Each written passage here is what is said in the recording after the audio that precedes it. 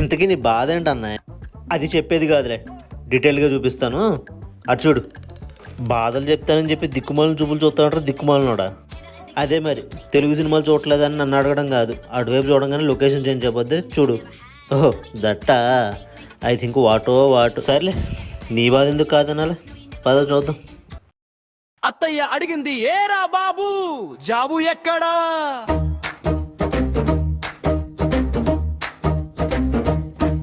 Uncle మంగళ గంటలు మోగించాడు side నుంచి బలంగా. ఇంటర్వ్యూలే అన్న బ్రతికి బట్ట కట్ట పెళ్లి చేసుకో తెలివి వస్తుంది అని చుట్టాలు ఫుల్ సలా